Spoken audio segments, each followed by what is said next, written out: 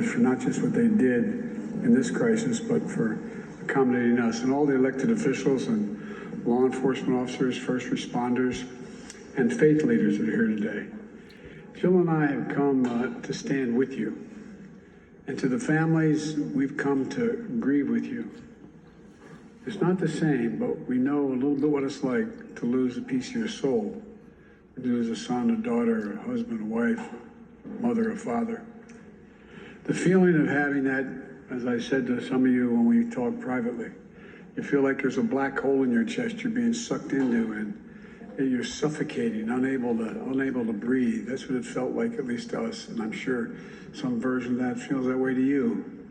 The anger, the pain, the depth of a loss that's so profound.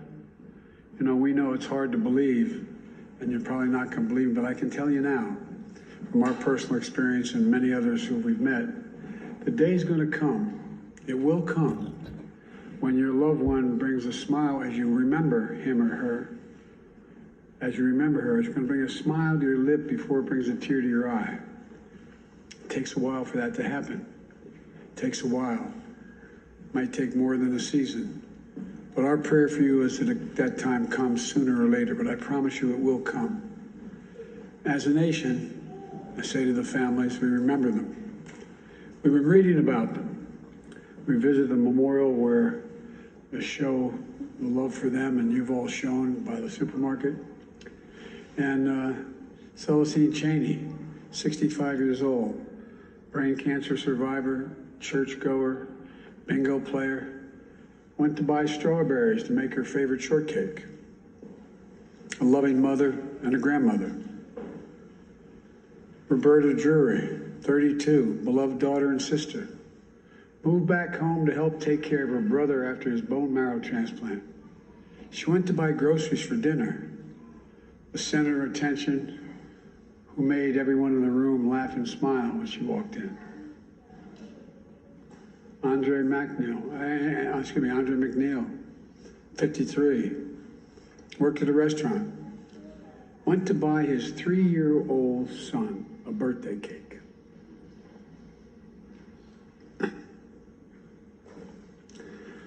His son's selling a birthday, asking where's daddy. Catherine Massey, 72, a writer and an advocate, who dressed up in costumes at schools and cut the grass in the park and helped in local elections, the glue of the family and the community. Marcus Morrison, 52, school bus aide, went to buy snacks for a weekly movie night with the family, survived by his wife and 3 children and a stepdaughter, the center of their world.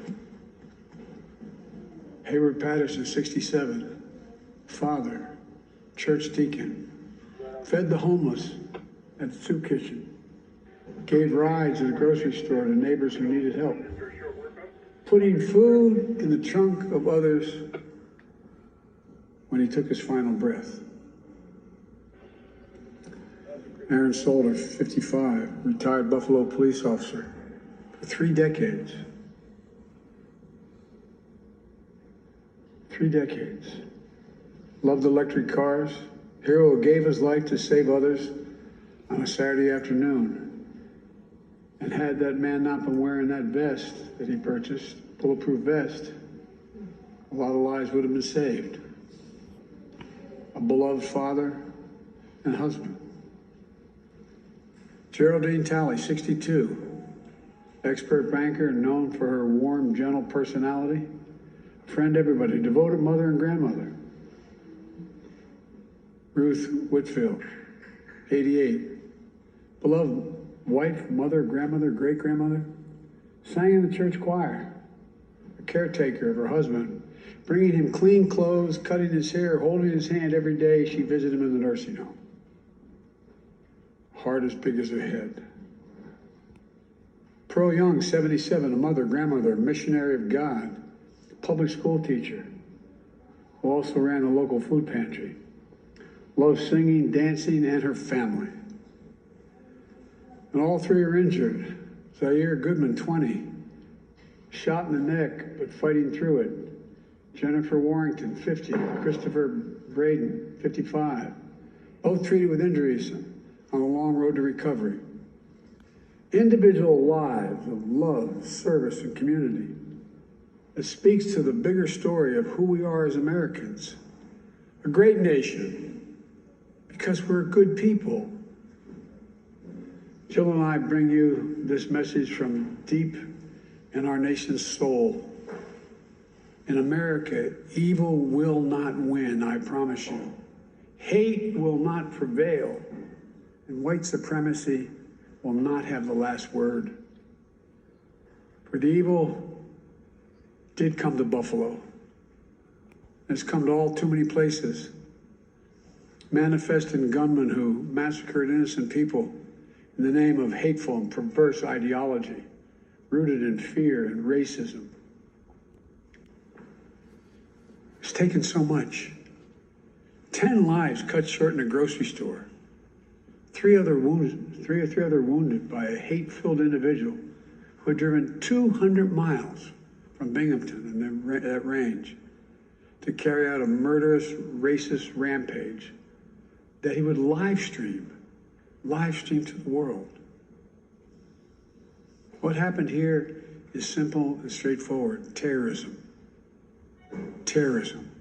domestic terrorism, violence inflicted in the service of hate and the vicious thirst for power that defines one group of people being inherently inferior to any other group. A hate that through the media and politics, the internet, has radicalized, angry, alienated, lost, and isolated individuals into falsely believing that they will be replaced, that's the word, replaced, by the other, by people who don't look like them, and who are therefore in a perverse ideology that they possess and being fed lesser beings. I and all of you reject the lie. I call on all Americans to reject the lie. And I condemn those who spread the lie for power, political gain, and for profit. That's what it is. We've now seen too many times the deadly and destructive violence this ideology unleashes. We heard the chants, "You will not replace us," in Charlottesville, Virginia. I wasn't going to run, as the senator knows, again for president. When I saw those people coming out of the woods or the fields in Virginia, in Charlottesville, carrying torches, shouting, "You will not replace us," accompanied by white supremacists and carrying Nazi banners, that's when I said, no. And I, honest to God, those who know me, Chuck, I wasn't going to run for certain. But I was going to be darned if I was going to let anyway. I'm going to get going. Look, we've seen the mass shootings in Charleston, South Carolina, El Paso, Texas, and Pittsburgh, last year in Atlanta, this week in Dallas, Texas, and now in Buffalo, New York. White supremacy is a poison. It's a poison running through, it really is. Running through our body politic. And it's been allowed to fester and grow right in front of our eyes. No more. No more. We need to say as clearly and forcefully as we can that the ideology of white supremacy has no place in America. None.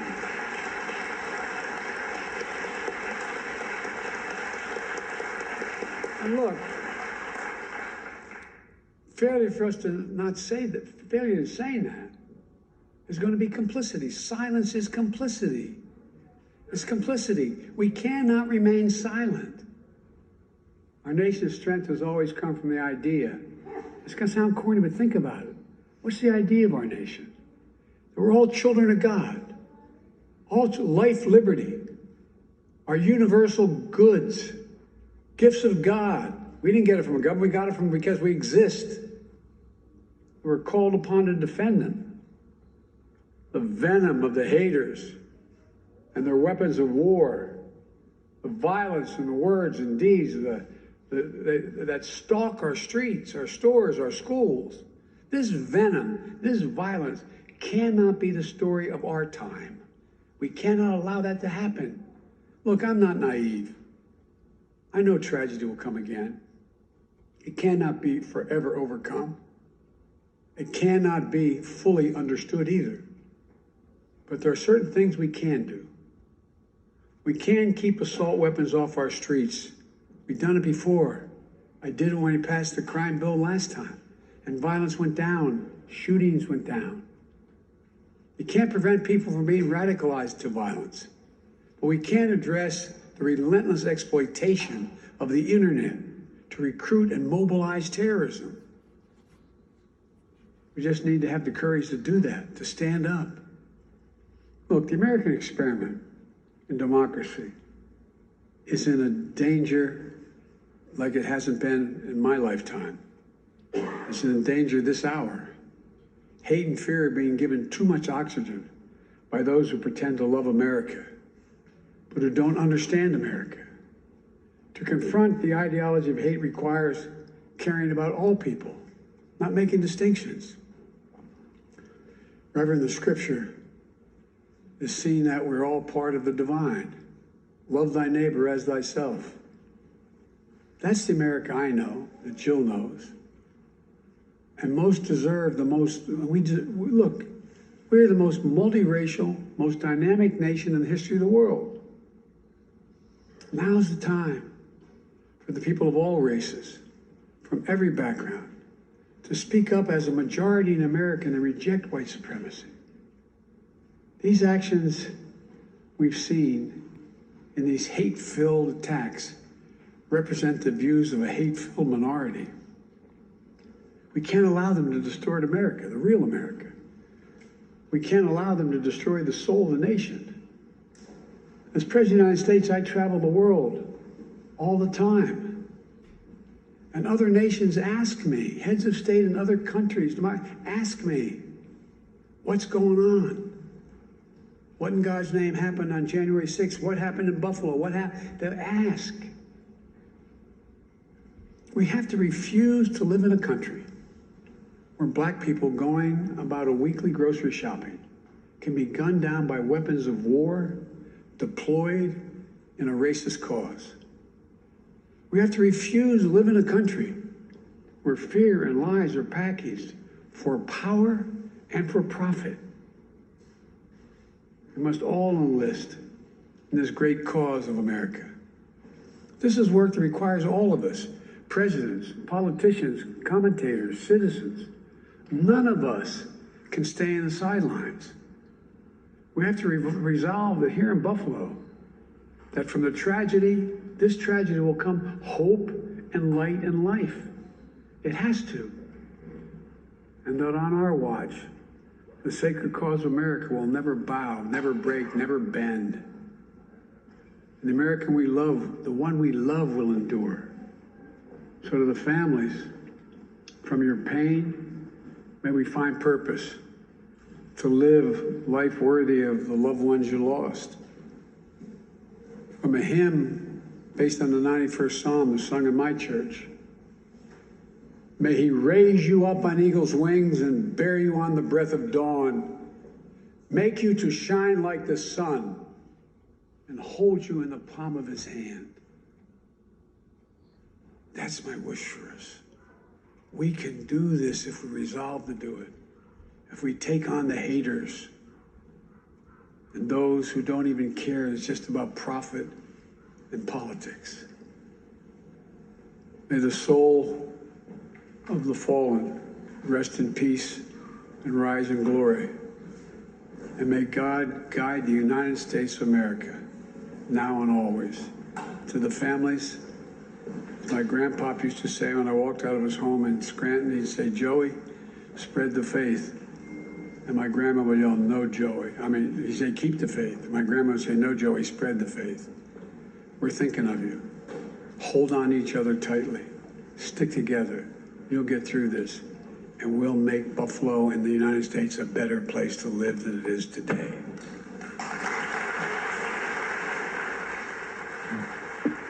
That was President Biden in Buffalo.